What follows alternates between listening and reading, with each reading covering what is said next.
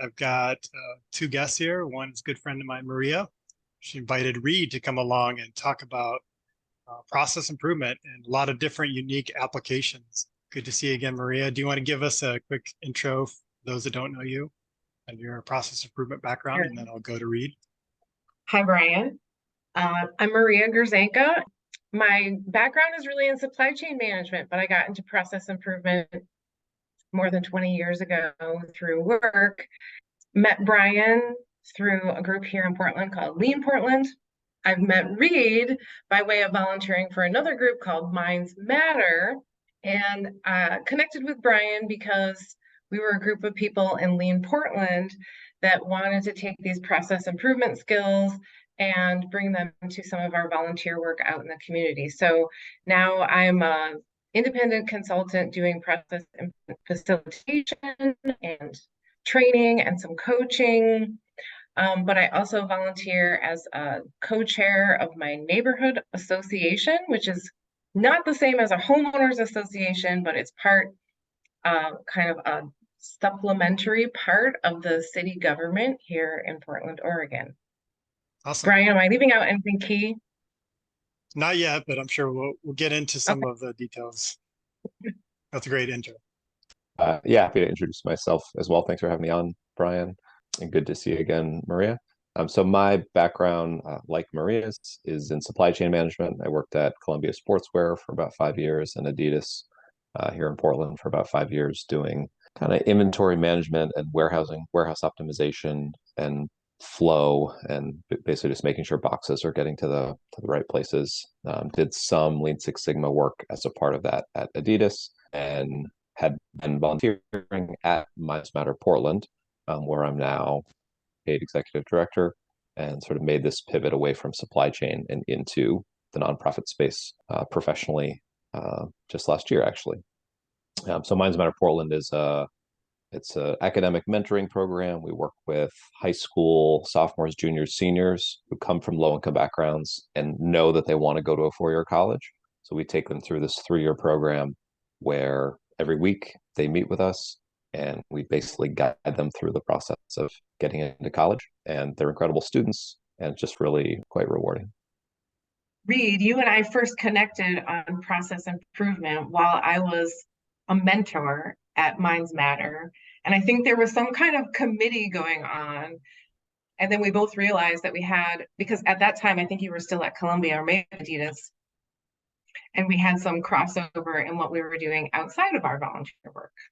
That sounds right. Yeah. Our organization has about 100 volunteers at a time, amazing volunteers like Maria, and just the sort of cross-pollination of ideas and interests is pretty amazing. How did you get involved, Maria, with this organization?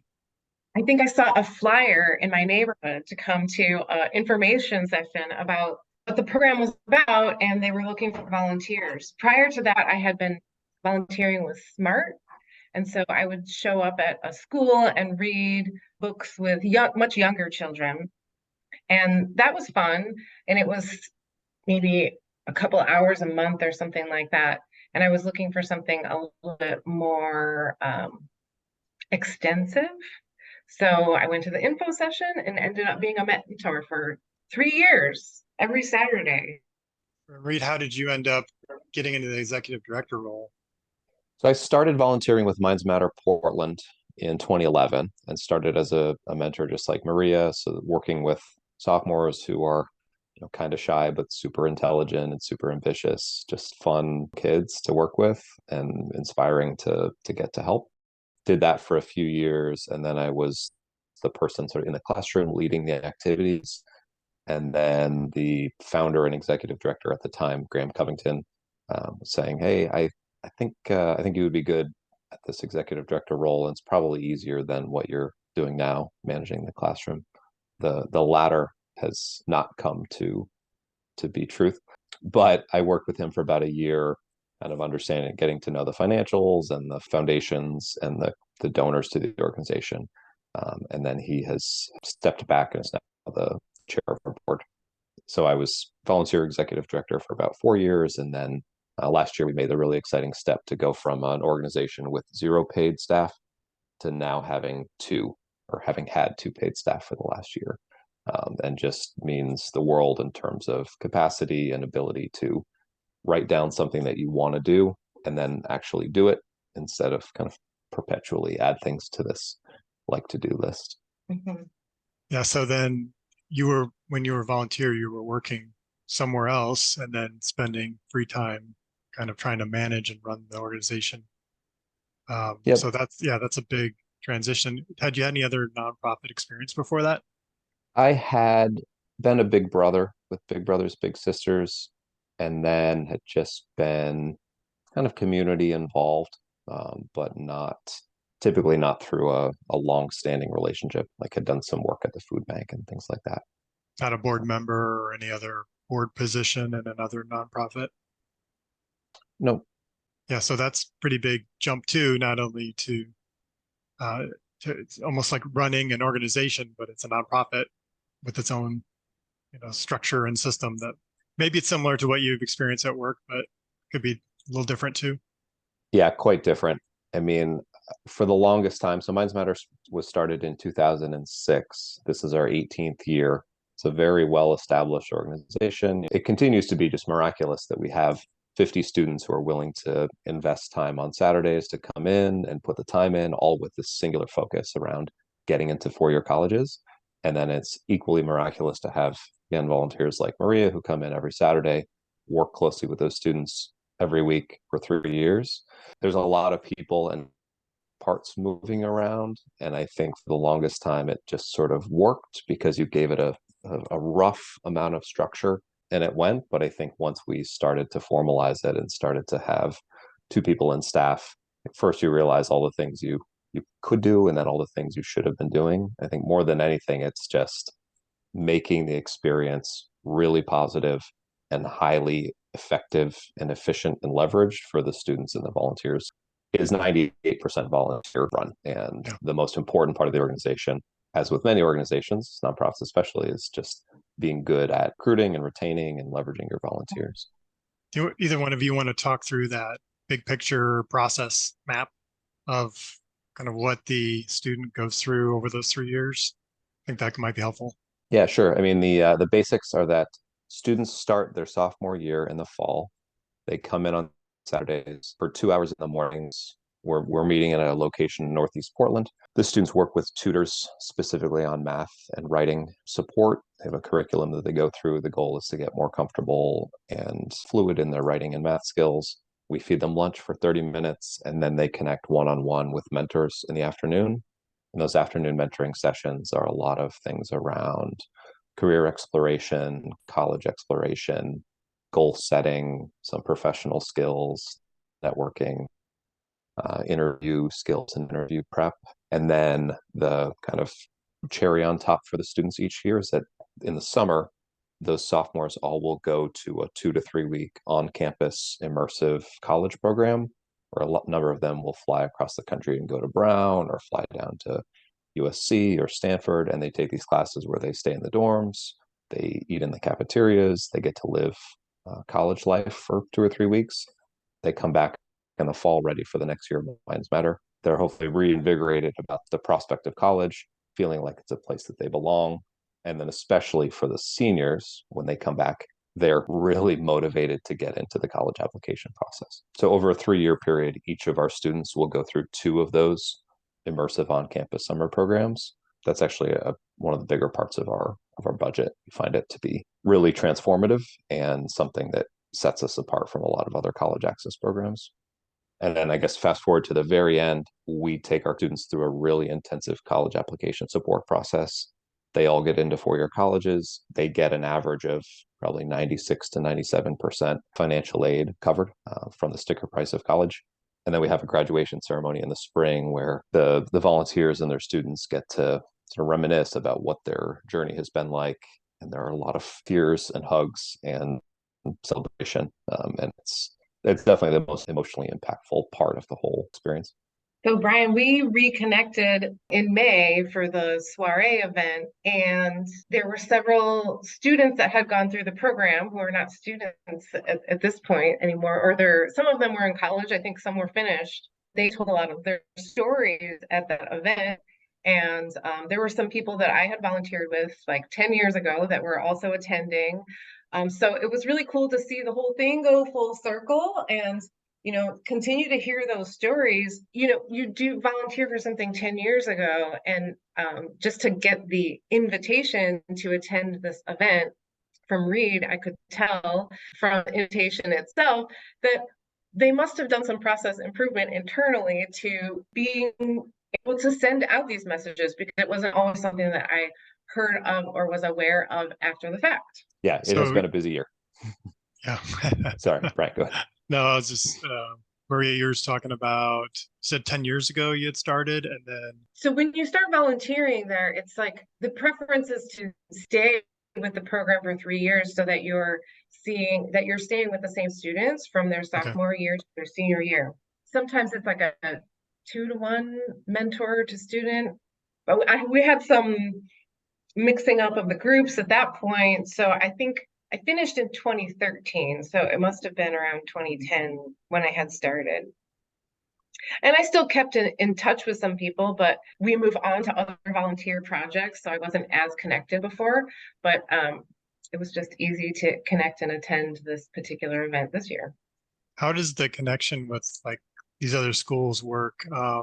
Is there a bigger network of schools? Because that seems like a pretty big logistics thing to kind of coordinate. You said it's a big budget item too. So Minds Matter Portland is one of 14 Minds Matter chapters. So there are Boston, New York, Southern California, Bay Area, and a number of places in between. So Minds Matter New York was the first chapter. The chapters all have the same mission statement, common goals. We're all trying to get our students into 4-year colleges with little to no debt.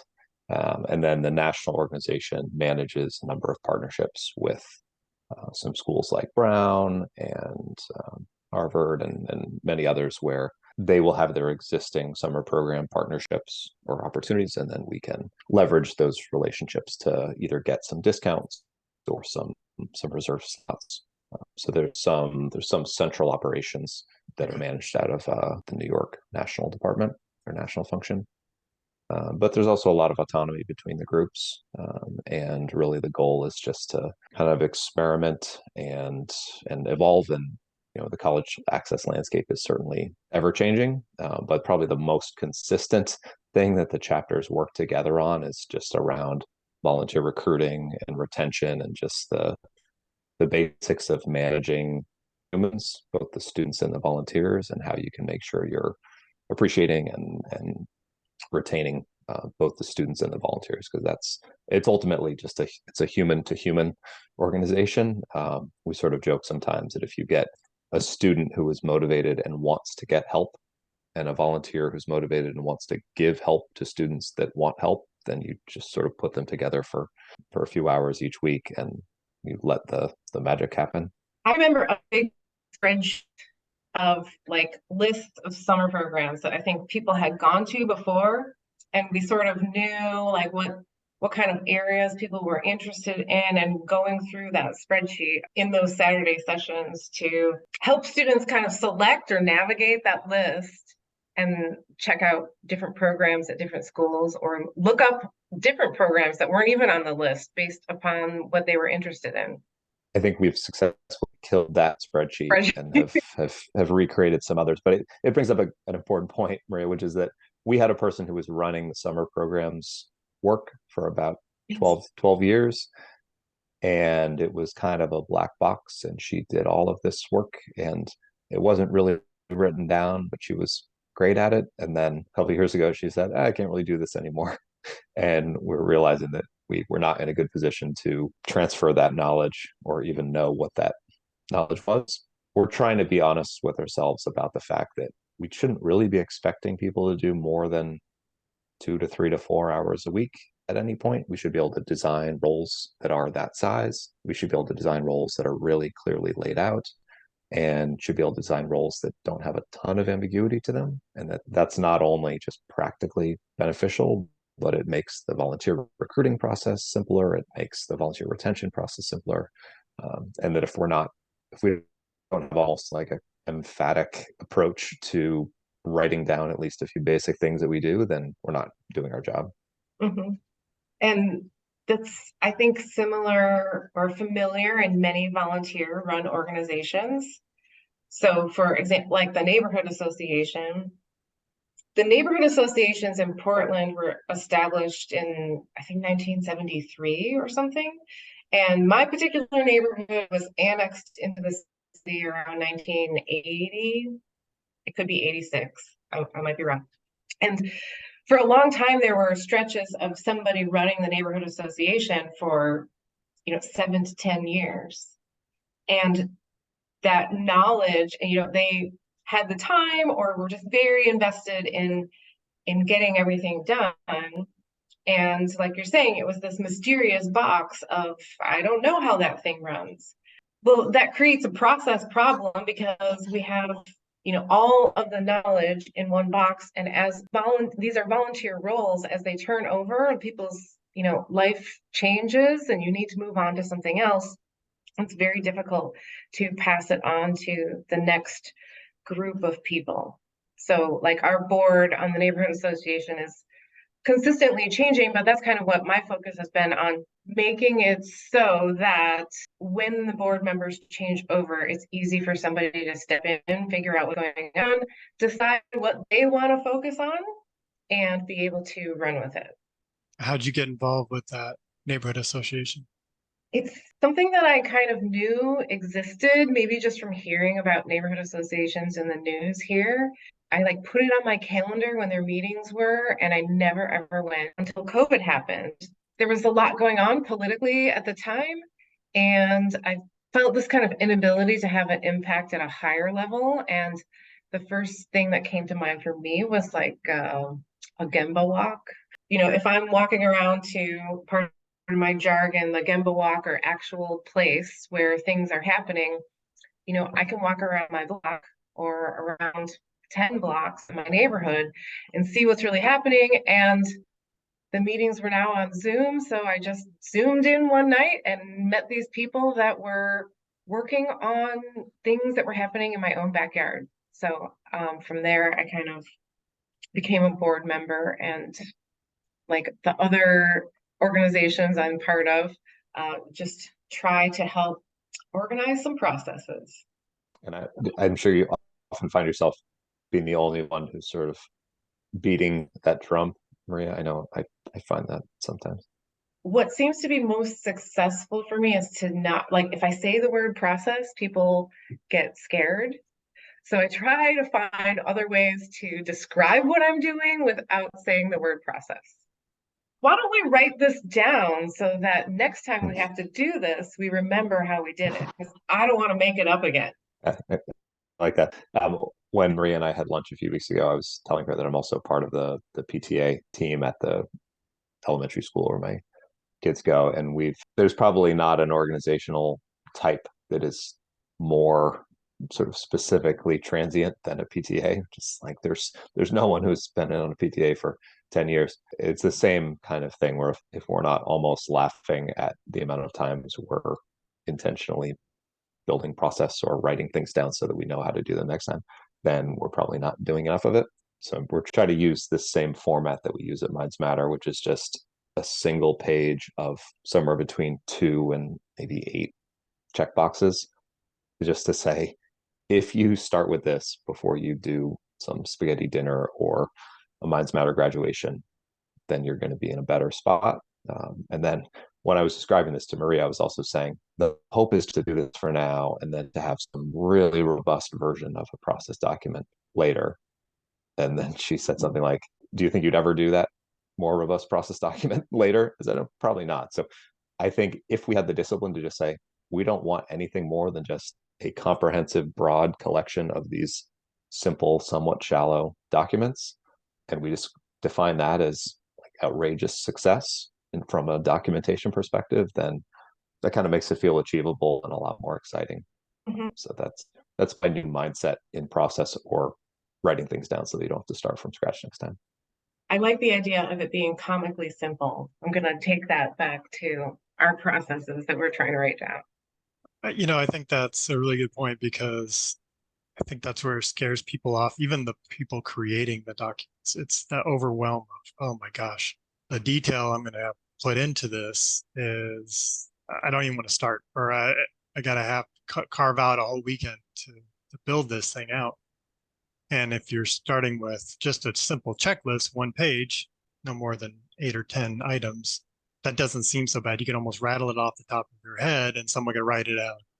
Mhm. And now you got a form, that probably has more applicability to even the for-profit businesses that get kind of overwhelmed by this documentation. And I've seen some really massive documentation efforts that I don't know if those were helpful.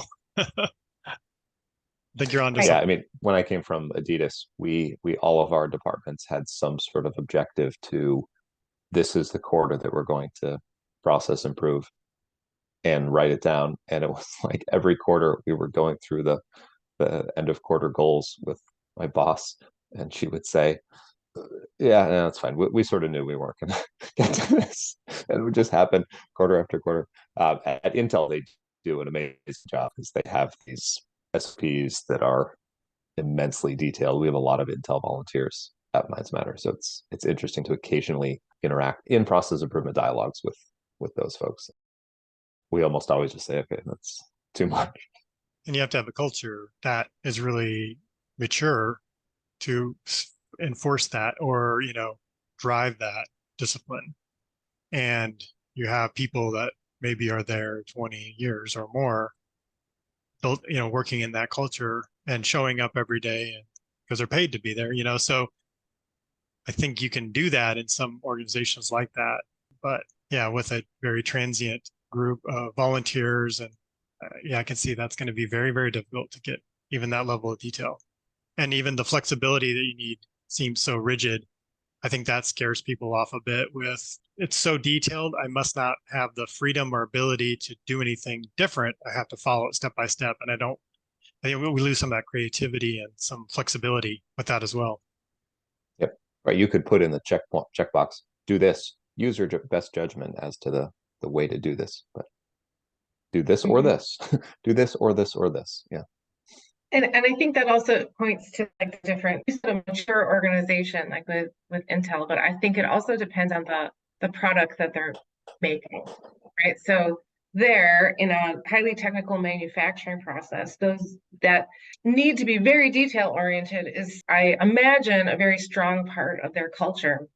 And Reed was just describing like some of the volunteer and student interactions as being the main thing. You put somebody who really wants a student who really wants to succeed and is very motivated with a volunteer who really wants to help, they sort of figure that out. Well, that's not as detail driven necessarily as a high-tech manufacturing process. So I think that's something to think about in terms of like, well, what are you making? And what is the right amount of process understanding that goes along that is going to be supportive of that particular thing that you're producing? Yeah, there's almost a right way to do things at Intel, but you've got two people with different approaches, with different needs that change every time. You can't have a right way to do something because it's going to vary. It's too much uniqueness from the teacher or the mentor and the student. So, and if it's not done exactly the same way, the downside is, all right, maybe we learn something, maybe it figures something positive, maybe it's a little inefficient, but we'll get back on track soon. But at Intel, they might lose $1 million if you skip a step. The consequences are that it's almost like there is a set way to do it. Here, there's not really a set way. It's going to vary, and so we need that flexibility. And I would even go a step farther in saying you must do it differently with every student in terms of the way that you build these relationships. I mean, the whole organization is dependent on these strong bonds that are formed between the mentors and the students. The students gain trust to the point where they're willing to disclose some of the challenges that they're facing so that the mentors can actually help them out, or the students kind of let them into behind the scenes of their families, and then the mentors can understand what are the most important consideration factors when selecting a college. And if they don't know all of that, then they're not going to be let in and they're not going to be as helpful. So we just had our mentor orientation session where we're talking about how to form relationships and the mindsets and skills and knowledge for how to form these relationships. the loudest, clearest message is you have to just be open to whatever students tell you. You ask open-ended questions, and then you listen intensely and compassionately, and you build your approach based on what they're saying, and you build the pace of your approach based on what they're saying. And this is not you saying like, oh, I've got 3 different methods for forming relationships. Let me figure out which one's going to work with you. It's just like, I'm going to build a method for how to form a relationship based on what you either say or signal. It's an outcome that happens through the relationship, but the relationship is like the primary thing. We have the privilege of being able to step back and say, okay, we're trying to get humans to connect with each other for some other goal. We'll figure out how to do that. Speaking of that, I would imagine that sometimes the student realizes that's not what they want. Like if the goal is to get into college, they might, through this process, realize, I don't know if I want to do that anymore. I thought that's what I was going after as I'm talking through and understanding career choices and options and getting feedback and mentoring from somebody. Maybe I changed my mind. I don't know if that happens very often. Going back to your point of the relationship and whatever they're trying to accomplish is really the outcome, because they're figuring out and they're getting some guidance along the way. And most of the time, it sounds like it's going to end up in trying to get into college. But does that happen at all? It happens a little bit. There are some students who realize partway through their 3-year Minds Matter journey that either college or Minds Matter isn't for them. And some students who, instead of going straight to a 4-year college, go to a maybe 2-year and then aspire to transfer to a 4-year college. Some students will take a gap year with the, again, intention of going to a 4-year college. After that, it doesn't always happen. I don't know if you heard the daily episode from a few weeks ago. It was like really questioning the fact that college is becoming a less aspirational destination, especially along party lines, and just really breaking down the different returns on investment for different demographics and for different sticker prices for college. It's not an obvious decision, but again, it starts with really that relationship with the student and their parents. If the student's happy with the outcome, I think that's really could be the measure of success, is really, are they getting what they wanted and happy with the choices they're making and feeling like this is the right thing for me now that I've gotten all this support and help. So yeah, you're right. I think that is something that was never doubted. I think when we were growing up, it was kind of like a no-brainer. If you want a good job, you go to college. But it was much more affordable. And so the return on investment seemed much more clear. Maybe share a few examples of some of the things that I like the process kind of checklist or overviews. One thing that comes to mind, again, it harkens back a little bit to the human element of this. In the past, before we had paid staff, we didn't really have the ability to stay on top of potential issues with students and families and home life as we could. And we've now set ourselves a really strong expectation of saying, if we notice something or hear about something that seems concerning in terms of attendance or student not speaking up as much as they used to, that we will take the step and have chat with their mentors and chat with the student and their parents and just have a really open-ended dialogue about what's happening and whether any help is needed, and make it abundantly clear that we're there to be a resource. So that's, in some ways, that's kind of a soft thing, right? But we've built this attendance tracking spreadsheet where if somebody's late or if they leave early, and we have little notes documenting why they weren't there, or if they told us they weren't going to be there. And then we have this once a week process where our program director and I sit down and we go through and we say, what happened in the last week? What happened in the last couple of weeks? What trends do we see? It's Monday. Who do we need to call? Who do we need to talk with by the end of the week? Sometimes you're pulling a string that will reveal other issues or interpersonal issues with volunteers and students. So it's just kind of applying this process framework, again, not complicated, but intentional, to the idea of, hey, our students should all be present and engaged, and we should be able to see them looking like this is a valuable and productive use of their time.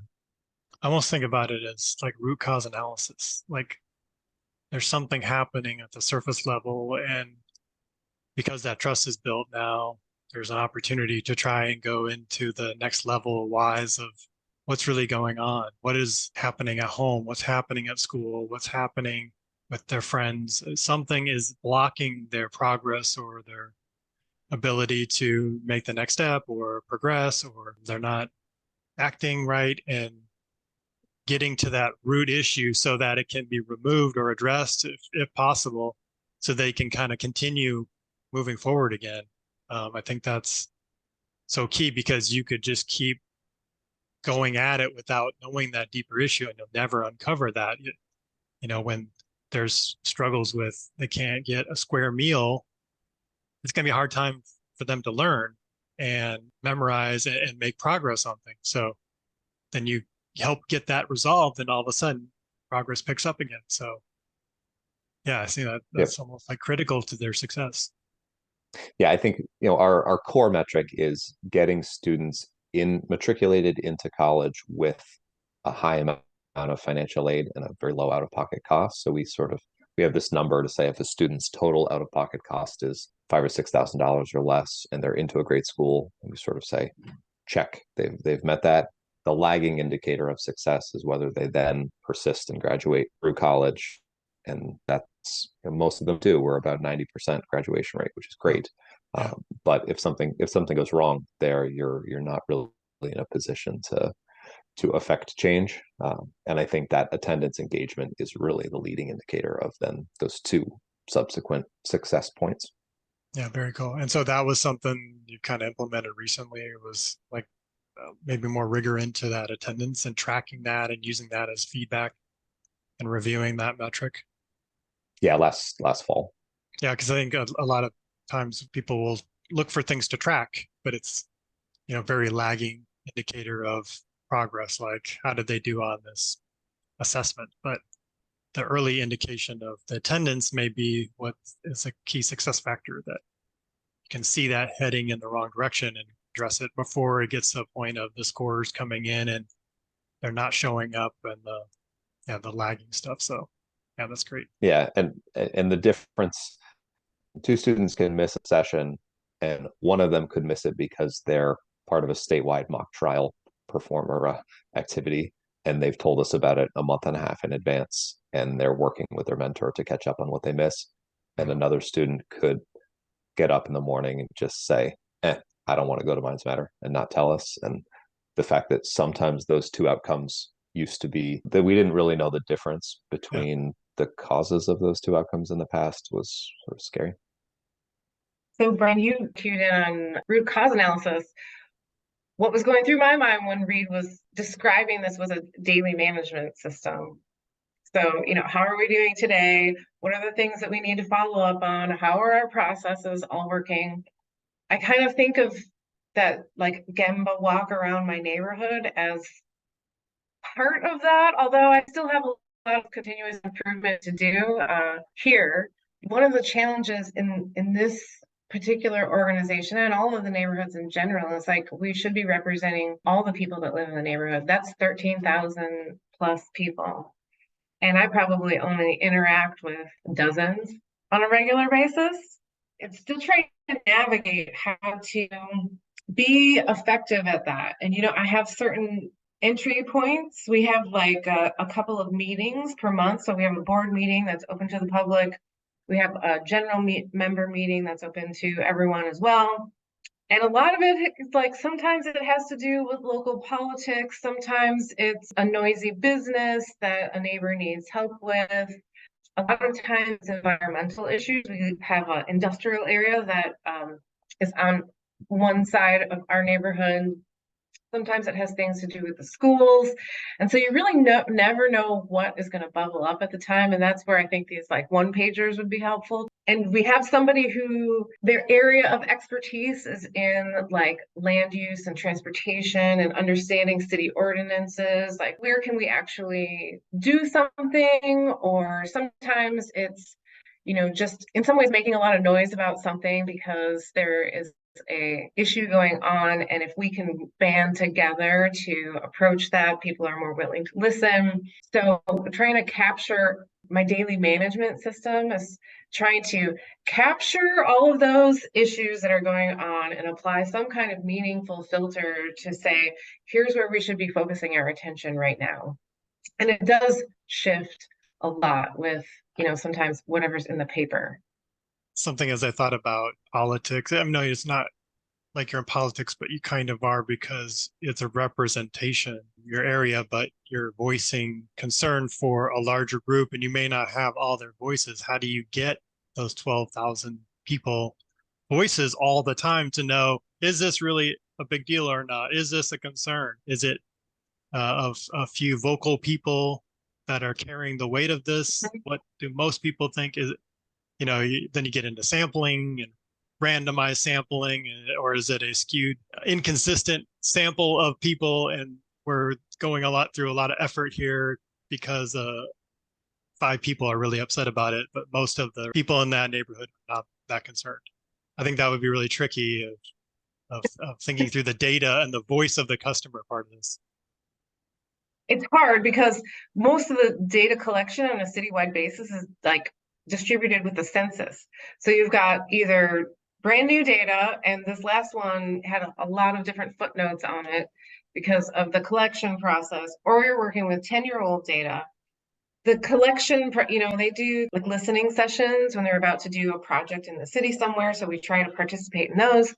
But a lot of times you don't see the results of that project for 10, 20 years.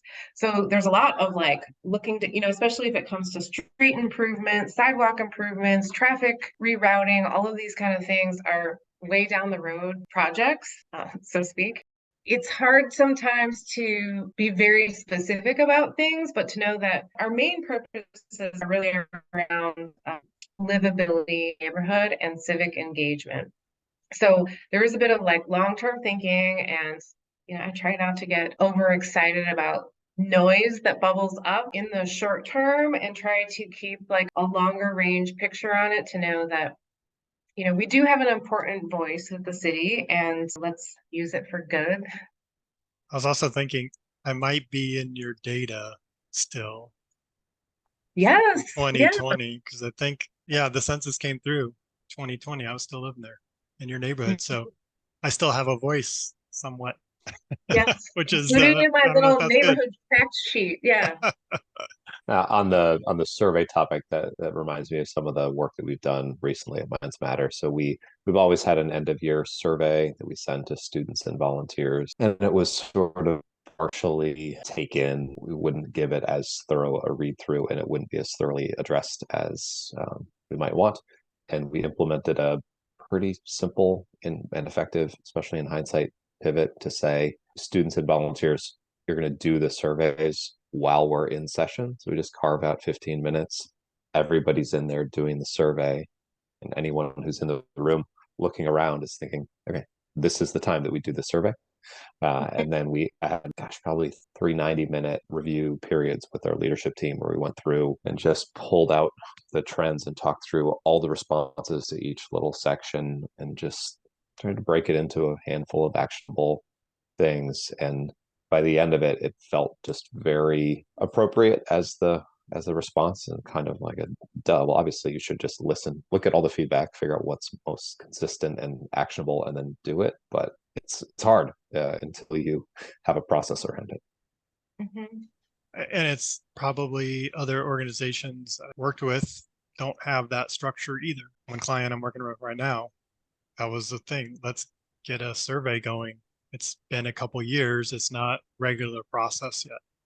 It's not something we're building on to say, this is our annual time to kind of status where we're at. And then let's make sure that we're coming back to these questions and saying, are we making progress incrementally, at least in that data, to see that we're listening and showing our employees, if it's an employee survey or customer survey, that we are listening and doing something, and they should notice that things are changing and see kind of that system working. Like you said, that it's intentional. A lot of organizations struggle with that more than I kind of realized. Yeah, we even have some grant applications. So we'll be filling out a grant application for a foundation, and some of them go as far as asking us to describe our surveying or feedback gathering process, how handle it and respond to it. I think that's a sort of a nice nudge where if a foundation wants to encourage that sort of behavior, even just asking the question forces people to think through it a little bit. And they're of course welcome to spread their dollars more to organizations that have at least a process that they describe as more robust than others.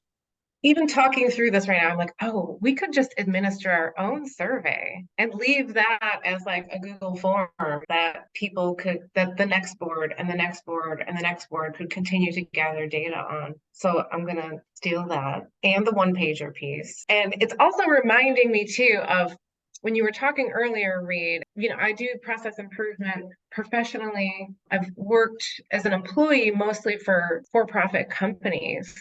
But I also learned a lot, just by bringing myself to a volunteer experience and having that process improvement mindset. You really end up learning a lot about how to apply these different kind of principles in different situations. By having this conversation here, I'm thinking of even more ideas of ways to simplify what we're doing at the neighborhood association or in Lean Portland. It never stops.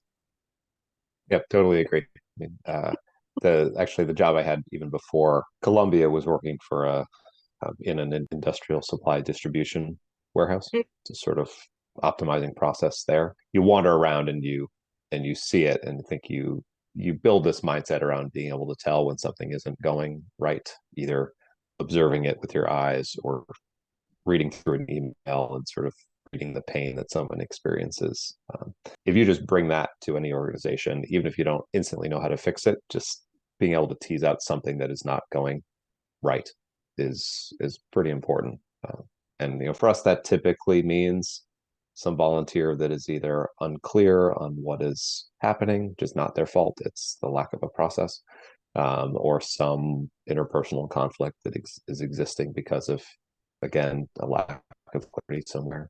That's a part of it that's nice, that like any process improvement that we're putting in place, the goal is to make someone happier or less frustrated or feel like their work is more rewarding or that the outcomes are then better. It's not a far leap from we need to dig into this to work on it. Like, exactly why are we doing this? Very cool. Anything else you wanted to share? Or I guess another thing that comes to mind is that we, as a PTA, we have tons of peer organizations who are doing the same work as Minds Matter Portland. We have tons of peer organizations that are doing the same work. We never do enough best practices sharing. It's a shame, and it seems like it's something we should be able to just overcome with a little more willpower, but there's not a process for it, so no amount of willpower is going to just make it happen. It's just something we need to at least fully recognize and then try to define some really simple ways to pick a topic or pick a specific even decision point. Maybe that might be the easiest possible thing to engage, and then connect with some other organizations who are always eager and happy and friendly to share ideas. I know we were talking, Maria, about how do we connect in some of these nonprofits doing process improvement, and so they can connect and talk to each other, and we can kind of get out of the way and let them just say, figure out, just like we've been doing today. Oh, that's a great idea. I want to try that. Or how do you handle this situation? It's not specific to their organization, really. It's just the common things of how do you do surveys? How do you get feedback? What do you do with volunteers that's working well? How do you recognize volunteers? Like, some of those things are just generic across the board. And they're also really applicable to employees, managers at for-profit. So there is a lot of general stuff that people struggle with, and finding other people who are going through that struggle and have tips and ideas is really, really powerful. And everybody loves sharing the ideas also. Just start with that, as you don't need to feel guilty about extracting ideas from people. Two comments I want to make on that. I think, and this is not specific to nonprofits, but when we get a long list of things to do and we kind of put our blinders on and stay in our own lane, so to speak, about I need to get these done, it's harder to get out there and connect with other people. So I think, making that a priority and part of your regular walking around, checking in with other groups can be really helpful. And the idea around best practice sharing, we used to do that inside of large companies.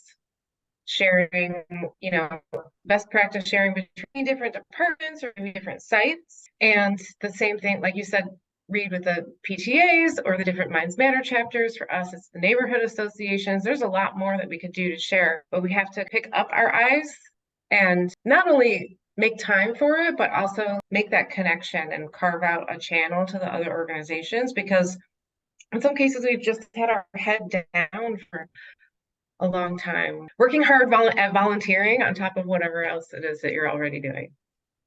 We had Totally community of agree. practice when I was working in corporate, and we had a person dedicated to just coordinating that whole system. And it was like community of practice around industrial engineers, and some around some technology, and then others were around process areas. And they would meet monthly, and they'd fund it with like free lunch. And so people would come in person or virtually, like the headquarters had it in person, but then the offsites would call in or, remote into it. And then someone would give a presentation or a topic on something. And then the networking part was, the really valuable part to hear what other people are working on. And then how are you solving that? What have you already learned? What resources out there? What person do I need to talk to about this? Or we already fixed that 5 years ago. This is what we did. I think there's a white paper somewhere. It was hard to describe exactly what the outcome was going to be, but it shortcut a lot of the process and the struggle people had, because they finally could figure out here's the people that know stuff, and who to connect me with, and what's going on in the organization, and I don't have to reinvent this. I thought that was a really cool system, but they really focused on making this a priority, and it paid dividends probably a year or two after doing it. Right. Or you could argue that unless you do that, then you'll be in a constant time deficit. Like process improvement, right? If you don't carve out some time to do it, you will always be reacting. So yeah, very true. Well, awesome. I don't want to take up too much more of your time. Anything else you wanted to share? Maybe advice for people working in a nonprofit or potential volunteers? What can they do to bring to the table? Maybe help with documentation. That sounds like one takeaway here. Any other advice? We'll talk specifically about nonprofits, either as volunteer or working as a board member or executive director or a volunteer in an organization. I think I would just say it's all people, right? And yeah, trying to keep things as simple and clear as possible. Our new national CEO has a phrase, clarity is kind. And I think that goes a long way. If you think like, oh, I want to be a kind person, then okay, be a clear person in everything you do. I think that transcends a lot of different functional areas for sure. I would just say that there's a lot of organizations that are looking for volunteers. So if you have a special interest in any particular area, probably an online search could help, but also just like walking around your neighborhood, looking at signs in people's windows. That's how I got connected with Minds Matter in the first place, or the bulletin board at the coffee shop, the neighborhood newspaper. Those are all great places. And if you're interested in process improvement, I'm sure that organization wants your help. Agreed. How can people get a hold of you? I'm pretty easy to find on LinkedIn, Maria Grzanka, or my email is maria@ideamaria.com. Grzanka. Yep. The best way to get in touch with me is probably going to the Minds Matter website, mindsmatterportland.org. And then we have a connect via info@mindsmatterportland.org. That goes right to me. Apply to be a volunteer on the website. All right. Awesome. Thank you both so much. I think that's been really helpful and useful, and look forward to reconnecting and seeing you all in person sometime. Yeah. Let us know when you're back in Portland. Okay. Definitely will. Yeah. I'd love to get a beer, Brian. Thank you for having me on, Maria. Great to see you again. You too. Okay. Thanks. All right. Bye. Bye.